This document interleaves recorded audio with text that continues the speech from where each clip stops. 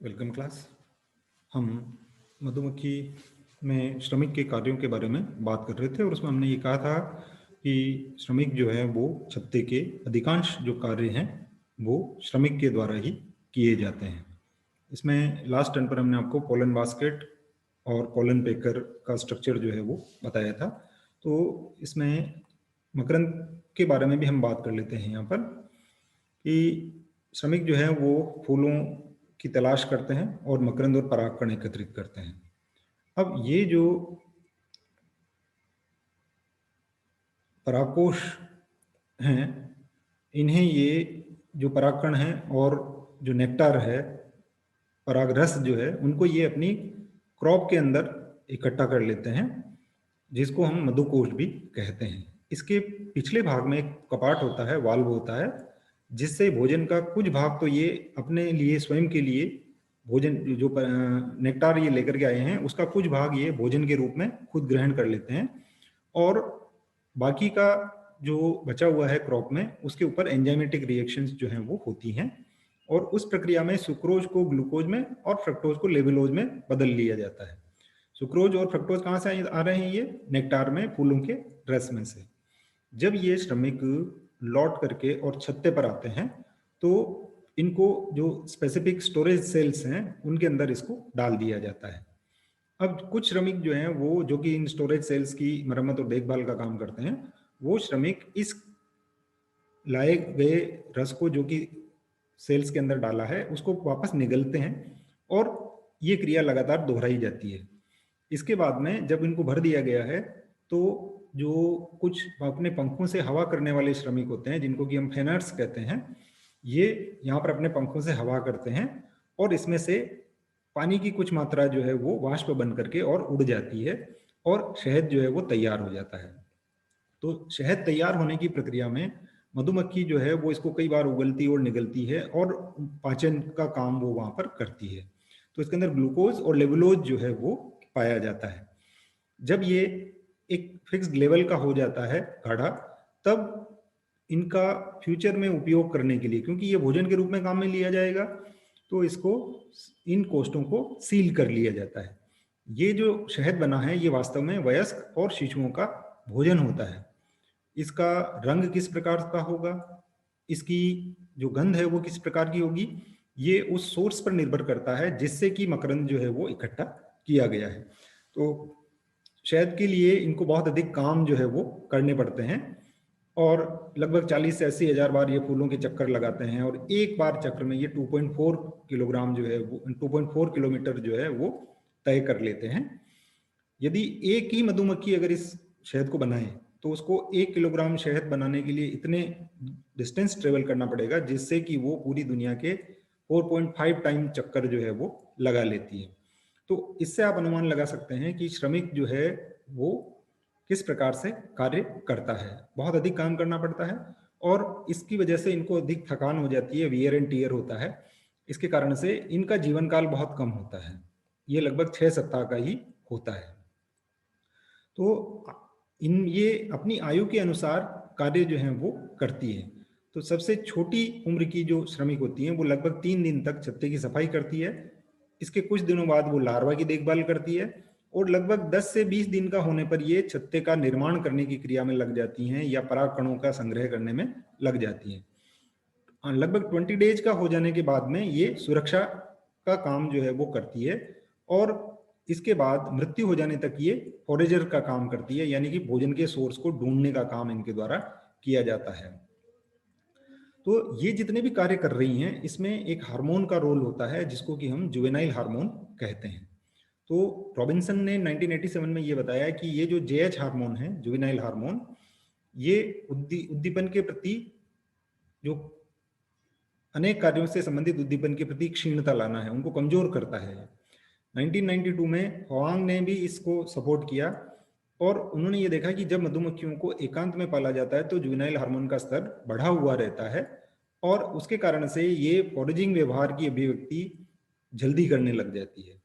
तो इससे ये सिद्ध होता है कि छत्ते में जब ओल्ड मधुमक्खियां जो होती हैं तो वो जेएच जो है का लेवल जुवेनाइल्स में बढ़ा हुआ रहता है जिससे कि उनकी वृद्धि रुक जाती है। और वो जल्दी बड़े नहीं होते हैं। जैसे जैसे जो ओल्डर श्रमिक हैं उनकी डेथ होती जाती है तो जुवेनाइल हार्मोन का स्तर जो है उनमें कम होने लगता है और उसके अनुसार ये उनका व्यवहार जो है वो परिवर्तित होने लगता है। तो इसमें आप देख सकते हैं कि यहाँ पर हमने इनकी तीनों की तुलना की है। ये है वर्कर, ये क्वीन और ये ड्रोन है। तो वर्कर के बारे में हम डिटेल से बता चुके हैं। अब हम आ जाते हैं नर या ड्रोन के बारे में। तो छत्ते में श्रमिकों की संख्या सबसे अधिक होती है, रानी एक होती है और उसके बाद नंबर आता है ड्रोन्स का। इनकी संख्या भी जो है वो कम होती है। ये हैप्लॉइड होते हैं और रानी से छोटे होते हैं थोड़े से, डायग्राम में आप देख सकते हैं इसको, लेकिन श्रमिक से ये थोड़े से बड़े होते हैं और इनकी बॉडी जो है वो थोड़ी सी स्टाउट होती है, गठीली देह वाले ये होते हैं। अब इनका काम क्या है? केवल निषेचन करना है, इसलिए इनके ऊपर मोम ग्रंथियां भी नहीं पाई जाती है, परागकण वाली रचनाएं भी नहीं पाई जाती है और डंक भी नहीं पाया जाता है। और जो परागकण एकत्रित करने वाली रचनाएं हैं ये भी इनके शरीर के ऊपर नहीं पाई जाती है। ठीक है। तो जब भोजन की कमी हो जाती है तो श्रमिक जो हैं वो इनको छत्ते से बाहर निकाल देते हैं और इनकी डेथ हो जाती है। तो वृंदन का जब समय होता है तो नक्चुअल फ्लाइट के लिए ये निकलते हैं और कॉपुलेशन के बाद में इनकी डेथ हो जाती है। इनका पोषण जो है वो, इनको खाना पाना जितना भी है, सुरक्षा है, ये सब श्रमिकों के द्वारा दिया जाता है और इनकी देह जो है वो मजबूत होती है लेकिन कम रोमिल होती है। तीसरे स्ट्रेन पर आ जाते हैं रानी, जो कि एक बहुत महत्वपूर्ण सदस्य है इस कॉलोनी का। केवल यही जनन क्षम होती है, यानी कि जनन करने की क्षमता केवल इसमें ही पाई जाती है और ये उस समूह में जितने भी सदस्य हैं उनकी मदर होती हैं, इसने ही उनको जन्म दिया हुआ होता है।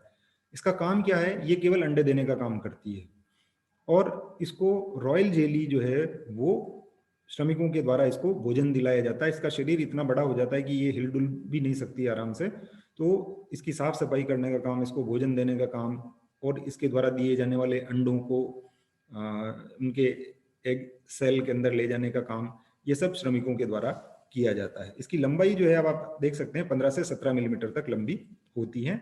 उदर भाग जो है वो सबसे इसका बड़ा भाग होता है और नुकीला होता है। इसके पंख भी छोटे होते हैं और पैर भी छोटे होते हैं और मुखांग और डंक भी छोटा होता है।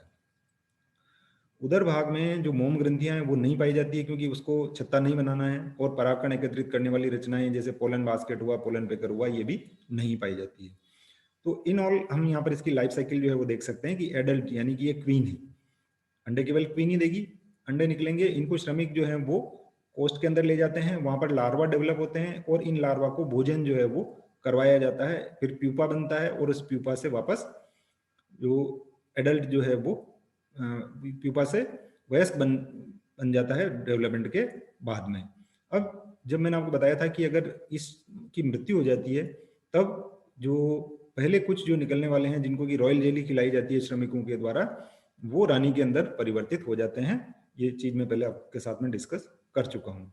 तो रानी क्या करती है कि 3 दिन के बाद में, ये कॉपुलेशन के 3 दिन बाद अंडे देती है और लगातार अपने जीवन भर ये क्रिया जो है वो करती रहती है। निषेचन की क्रिया को ये रोक सकती है और नर कोष्ठ में अनिषेचित अंडे तथा श्रमिक व रानी के कोष्ठ में निषेचित अंडे देते हैं। तो मैंने आपको बताया था कि श्रमिक जो है वो वास्तव में क्या है, बंध्य मादाएं होती हैं जो कि जननक्षम नहीं होती हैं। तो जब मकरंद और परागकण बहुत अधिक अवेलेबल होते हैं, समय जो है वो अनुकूल होता है, तो उस समय पे लगभग ये 1000 अंडे देती है और पूरे जीवन काल में लगभग ये 10 लाख अंडे जो हैं वो दे दिए जाते हैं। अंडे देने के बाद में तीसरे दिन इससे लार्वा जो है वो निकलता है हैचिंग के द्वारा और जैसा मैंने अभी डायग्राम में दिखाया था आपको कि उसमें आंख, पंख और पैर जो हैं वो नहीं होते हैं। 2 दिन तक इन सभी लार्वा को रॉयल जेली जो है वो आहार के रूप में दिया जाता है श्रमिकों के द्वारा।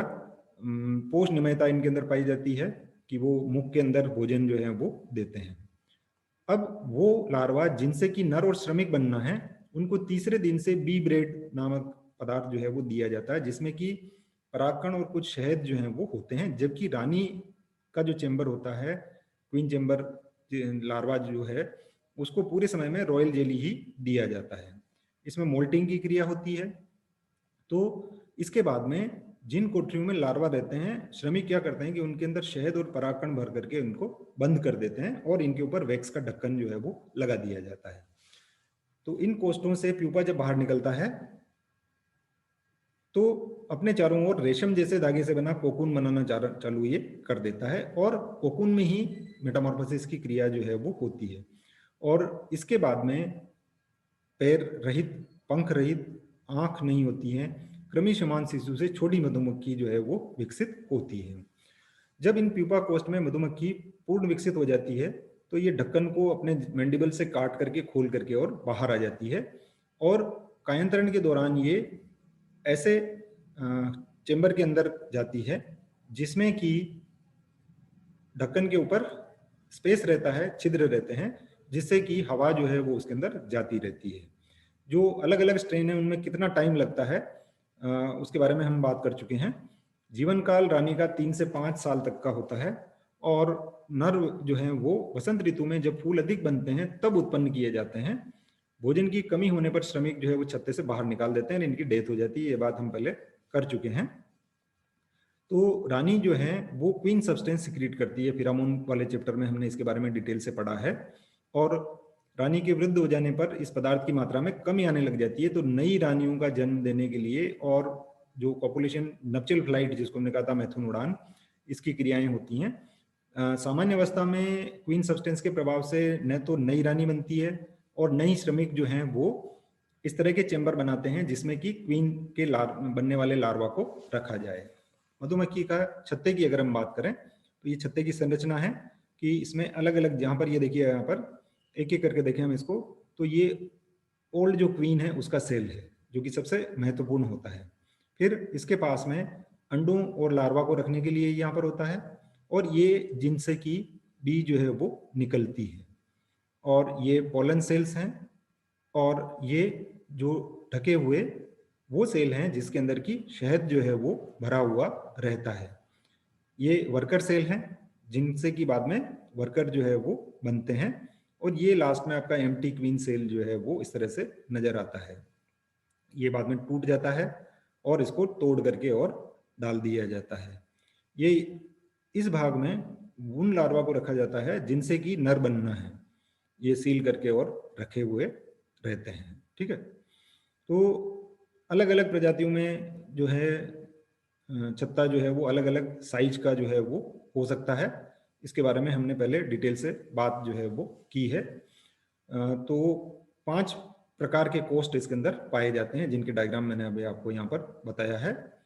ड्रोन सेल्स होते हैं, परागकण के लिए सेल होते हैं, क्वीन चेंबर होता है और एक जिनमें की शहद जो है वो रखा जाता है। ठीक है, तो मोम से ये छत्ता बनाया जाता है और श्रमिक जो है वो इनको बनाते हैं। अब हम एक और इम्पोर्टेंट पार्ट के ऊपर आ जाते हैं, वो है कम्युनिकेशन इन हनी बीज या languages of honey. Welcome again.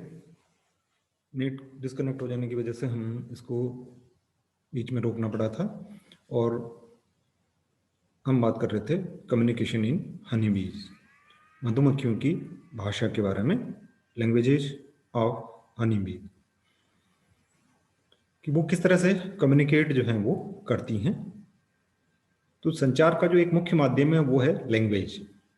मनुष्य में आप देख सकते हैं इसको कि हम कम्युनिकेट एक दूसरे से बोल करके और करते हैं। और मधुमक्खियां, क्योंकि हमने ये कहा है कि ये उच्च कोटि के सामाजिक जीव हैं, ये कॉलोनी बना करके रहती है, इसके बारे में हमने बात कर लिया है। और किस किस प्रकार से ये होता है ये सब चीजें मैं आपको पहले बता चुका हूं। हम इसके बाद आते हैं कि जो कम्युनिकेशन ये किस प्रकार से करते हैं, इस पूरी पॉपुलेशन में संचार जो है वो किस माध्यम के द्वारा होता है। तो इसको अध्ययन करने का श्रेय कार्ल वॉन फ्रिश को जाता है, जिन्होंने 1886 से 1893 के बीच में इसके ऊपर अध्ययन किया था। संचार का एक बहुत अच्छा सिस्टम इसके अंदर पाया जाता है और अधिक प्रकार के उद्दीपन जो कि देख करके, सुन करके, सूंघ करके और कम्युनिकेट इनके द्वारा एक दूसरे के बीच में ये किया जाता है। तो कार्ल वॉन फ्रिश ने लगभग 20 सालों तक इन प्रयोगों में के द्वारा इनका अध्ययन किया। सबसे पहले इनको नहीं माना गया इनके जो इन्होंने जो रिजल्ट दिए थे उनके परिणामों को अविश्वसनीय माना गया, किंतु बाद में अलग अलग वैज्ञानिकों ने प्रयोग के द्वारा सेम टाइप के रिजल्ट जो हैं वो पाए गए और उसके बाद में फ्रिश के प्रयोगों को मान्यता मिल गई। तो दो और वैज्ञानिक जिन्होंने इसके अंदर बहुत महत्वपूर्ण रोल जो है वो प्ले किया था, वो है एक तो कोनार्ड लॉरेंज और दूसरा निकोटिन बर्गन। इनके बारे में हम व्यवहारिकी में पहले इनके द्वारा किए गए काफ़ी कार्य के बारे में पढ़ चुके हैं, और वहाँ पर भी मैंने आपको बताया था कि हनी बी लैंग्वेज के लिए लॉरेंज और निकोटिन बर्गन को 1973 में नोबेल प्राइज जो है वो दिया गया था, और ये स्टडी उन्होंने एपिस मेलिफेरा स्ट्रेन के ऊपर, जो इसकी स्पीसीज हैं एपिस मेलिफेरा, उसके ऊपर किया था। कार्ल वॉन फ्रिश के अनुसार छत्ते से जो स्काउट बीज जिनको हम कहते हैं, जो कि विभिन्न दिशाओं में खोज करने के लिए जाती हैं, और इनका चक्कर जो है लगभग 10 किलोमीटर तक का ये हो सकता है। तो ये क्या करती हैं कि उस इनके द्वारा देखे गए क्षेत्र में जो गंध, परागकण और फूलों का रस कहाँ कहाँ अवेलेबल है, उन जानकारियों के साथ ये वापस लौटती है, और ये जानकारियां वो छत्ते के दूसरे सदस्यों को देती हैं। तो लौटते समय पर ये एक सीधे पथ के द्वारा छत्ते तक आती है, जबकि जाते हुए ये जो है वो अलग अलग जगहों पर जाकर के, और क्योंकि इनको ढूंढना है, तो इससे ये पता चलता है कि इन स्काउट बीज में दिशा, दूरी, किससे, सोर्स से, फूलों की गुणवत्ता किस प्रकार की है, गंध किस प्रकार की है, इन सब चीजों की इंफॉर्मेशन कलेक्ट करने की एक बहुत अच्छी क्षमता इनके अंदर पाई जाती है। छत्ते पर पहुंचने पर ये जो स्काउट बीज हैं, ये सारी इंफॉर्मेशन दूसरे श्रमिकों को देती है, और ये सूचनाएं इतनी सटीक होती हैं कि वो दूसरी बीज जो है वो बिना कोई गलती किए उस जगह के ऊपर पहुंच जाती है। तो ये सूचनाएं वो किस प्रकार से देती हैं, ये जानना बहुत इंपॉर्टेंट हो जाता है। तो मधुमक्खियां क्या करती हैं कि वो सूरज को एक कंपास की तरह से काम में लेती हैं, और इनमें फूलों के रंग में अंतर करने की क्षमता जो है वो पाई जाती है। ये अध्ययन जो है वो वॉन फ्रिश ने मधुमक्खियों को एक कांच के चेंबर में रख करके और किया था। उन्होंने ये देखा कि मधुमक्खियां, जो स्काउट बीज जिनको हम कह रहे हैं, ये जब छत्ते पर लौटती है तो एक विशिष्ट प्रकार का मूवमेंट जो है वो करती है, जिसको कि डांस कहा गया। इसके दौरान दूसरे जो श्रमिक हैं वो इनको ध्यान से देखते हैं कि ये किस प्रकार से डांस कर रही है। तो ये जो मूवमेंट है, या जिनको हम डांस कर रहे हैं, हनी बी डांस, ये दो प्रकार के होते हैं। इनको डायग्रामेटिकली हमने यहाँ पर एक साथ यहाँ पर दिखा रखा है। एक जिसके बारे में हम सबसे पहले बात करेंगे वो है आपका राउंड डांस या घूमर और गोल नृत्य, और दूसरा वेगल डांस। राउंड डांस में आप ये देखेंगे कि ये मधुमक्खी जो है वो छत्ते की अक्ष, मान लीजिए कि ये सरफेस है, तो ये इस तरह से आती है और एक पूरा चक्कर जो है वो लगाती है, और उसके बाद में ये टर्न होकर के वापस यहाँ पर आ जाती है। ये इस तरह से लगातार कई मूवमेंट जो है वो करती हैं, इसको राउंड डांस कहा जाता है। जबकि वेगल डांस में आप ये देखेंगे कि मधुमक्खी जो है वो दो हाफ सर्कल, जिनको कि अंग्रेजी इंग्लिश का जो अपना गणित का जो 8 अंक है उसमें ये चक्कर जो है वो इस प्रकार से लगाती है, इसलिए इसको वेगल डांस जो है वो कहा जाता है। इसके अलावा जो इसकी टेल जो है वो भी वेग करती रहती है, यानी कि वो मूवमेंट जो है वो करती रहती है, इस प्रकार से ऊपर नीचे ये होती रहती है, इसलिए इसको वेगल डांस कहा जाता है। पहले डांस के बारे में बात करें, राउंड डांस के बारे में, कि यदि फूलों की दूरी या मकरंद युक्त फूलों की दूरी छत्ते से 100 मीटर से अधिक की दूरी पर है, तो ये छत्ते की उदग्र चादर के ऊपर, सरफेस के ऊपर गोल या घूमर नृत्य जिसको हम कह रहे हैं उसको करती हैं, और जिसे रुंडेंट्स भी कहा जाता है, स्टेज या रुंडेंट कहा जाता है। गोल नृत्य के दौरान ये जो श्रमिक है ये अपने उदर के पीछे वाले भाग को नहीं हिलाते हैं, और सर्वप्रथम ये उदग्र तल पर कुछ दूरी तक जाता है, फिर अचानक दाएं या बाएं घूम करके एक चक्कर पूरा करता है। जैसा हमने कहा था इसको कि जैसे ये यहाँ पर आया है तो ये एक चक्कर पूरा करेगा, या तो ये दाएं घूम सकता है या बाएं घूम सकता है, और उसके बाद में ये विपरीत दिशा में मुड़ करके इसी क्रम को पुनः दोहराता है। तो जो दूसरी मधुमक्खियां इसको ध्यान से देख रही हैं, वो ये नोट करती हैं कि 1 सेकंड में कितने चक्र दोहराए जा रहे हैं। ये वास्तव में जितने नंबर ऑफ साइकिल जो ये पूरे कर रही है, वो डिस्टेंस का एक कोड है। यदि 1 सेकंड में 9 से 10 चक्कर लगाए जा रहे हैं तो दूरी लगभग 6 किलोमीटर की मानी जाती है। दूसरा जो डांस है आपका वो है टेल वेगल डांस या स्वान जेटेंज इसको कहा जाता है। स्वान जेटेंज पुच्छ अभिदोलन, जिसमें कि टेल जो है वो वेग करेगी। ठीक है, इसके बारे में मैंने आपको बताया था कि ये अंग्रेजी के 8 के अक्षर में आती है। जैसे ये यहाँ पर आई इस तरह से, फिर ये इस तरह से घूमेगी, फिर ये इस तरह से जाएगी और फिर इस तरह से आएगी। ये जो डायग्राम है ये वाला देखिए आप इसको, ये छत्ते की सरफेस पर आई, अब ये इस ओर घूम जाती है और वापस ये अपनी जगह पर आ गई। उसके बाद ये फिर विपरीत दिशा में घूम करके और इस तरह से गोला पूरा बनाते हुए अपनी जगह के ऊपर ये आ जाती है।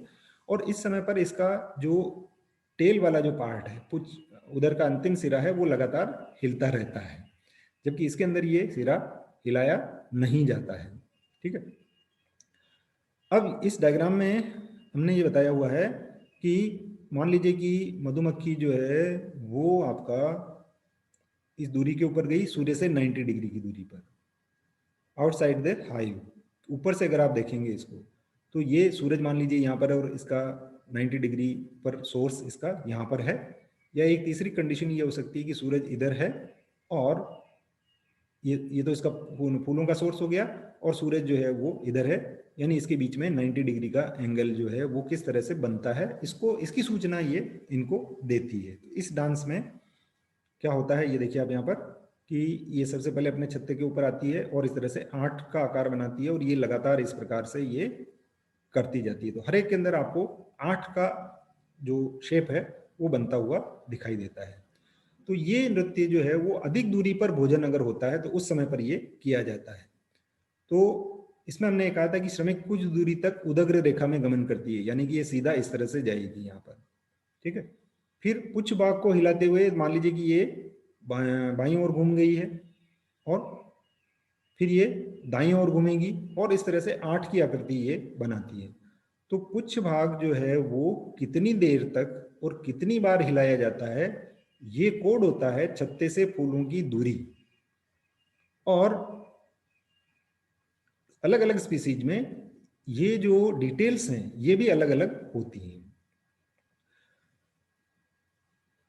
पंखों के हिलाने से फूलों की जो गंध है वो छत्ते में आ जाती है, क्योंकि ये उसके ऊपर जाकर के और आई है, और फिरामोन का सिक्रीशन करती हैं ये, जिससे कि दूसरे श्रमिक जो हैं वो ग्रहण करते हैं। और ये क्रियाएं उसी स्थिति में की जाती है जबकि फूलों की गुणवत्ता एक निश्चित स्तर की होती है। क्योंकि अगर वहां पर गुणवत्ता से हमारा क्या मतलब है कि परागकण की अवेलेबिलिटी, उसके अंदर नेक्टार या फूलों का जो रस है वो कितना वहां पर अवेलेबल है, उसके आधार पर ये बताता है। और दूरी भी सही होनी चाहिए कि नुकसान ज़्यादा नहीं हो, आने जाने में समय और ऊर्जा का ज़्यादा खर्च हो रहा हो, और जो भोजन अवेलेबल है वो कम हो रहा हो, तो ये उपयुक्त नहीं होगा। तो इससे अधिक गुणवत्ता वाला भोजन कम दूरी पर उपलब्ध होता है तो ये प्रदर्शन नहीं किया जाता है। यदि दूरी अधिक हो और भोजन भी स्वादिष्ट हो तो नृत्य का प्रदर्शन किया जाता है, यानी कि ये इनको कैलकुलेट जो है वो कर सकती हैं। और चूंकि ये जो नृत्य है वो अंधकार में होता है तो श्रमिक जो है वो ध्वनि तरंगों से इसको पहचानते हैं। तो वेनर के अनुसार नृत्य करने वाला श्रमिक अपना शरीर को अधिक तीव्रता के साथ हिलाता है और नृत्य की अक्ष और उसका जो छत्ते की जो चादर है उसको ये देख सकते हैं। ठीक है, तो संवेदनाएं जो या तो ध्वनि से ग्रहण की जाती है या स्पर्श से ग्रहण की जाती है। यदि छत्ते के बाहर अंधकार भी होता है तो ये उड़कर सही दिशा में भोजन स्थल तक पहुंच जाते हैं और ग्रहण की गई गंध के आधार पर फूलों को पहचान लेते हैं। तो इससे स्पष्ट है कि वेगल डांस में सारी सूचनाएं जो हैं वो होती हैं। ठीक है, तो वैज्ञानिकों ने अनुभव किया कि सूरज अगर नहीं हो जाता है तो इन्हें मार्ग तलाशने में चूक हो जाती है, लेकिन अगर थोड़ा सा भी इनको सूरज की स्थिति का अनुमान लग जाता है तो ये सही सोर्स के वहां पर पहुंच जाती है।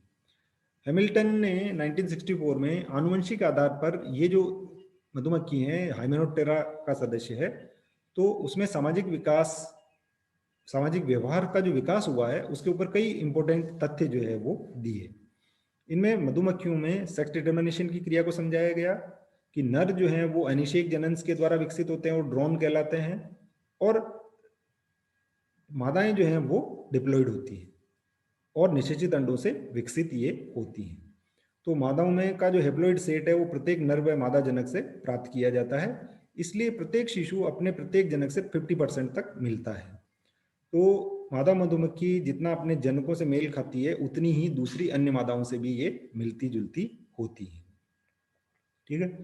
तो मादा प्रभेदों में नर के जीनों का संपूर्ण अंश जो है वो आता है, इसलिए माताओं की अपेक्षा जो बहन मधुमक्खियां जिनको हम कह रहे हैं सिस्टर बीज जो हैं वो एक दूसरे से अधिक समानता रहती हैं। ड्रोन्स जो हैं उनको अपने पैतृक जीन से जनन से कोई जीन प्राप्त नहीं होता है, और ये केवल माता के आधे जीनों के ही स्वामी होते हैं क्योंकि ये हैप्लॉइड होते हैं। इसी के आधार पर हैमिल्टन ने यह कहा कि मधुमक्खियों में पाए जाने वाला हैप्लोडिप्लॉइड का प्रक्रम कीटों के सामाजिक व्यवहार के विकास में महत्वपूर्ण भूमिका निभाता है, क्योंकि इनका जीनोटाइप जो है वो लगभग सेम होता है। तो ये हमारा मधुमक्खी के बारे में पूरा हो जाता है। इन दोनों वीडियो को एक करके और हम या दोनों को एक साथ मैं आपको पोस्ट कर दूंगा, तो आप इसको देखिए। और उसके बाद में हम स्तनियों में सामाजिक व्यवहार के बारे में चर्चा करेंगे, जिसमें कि हम हिरण को लेकर के और एक उदाहरण के रूप में लेते हुए स्तनधारियों में इसकी चर्चा हम वहां पर करेंगे। Thank you.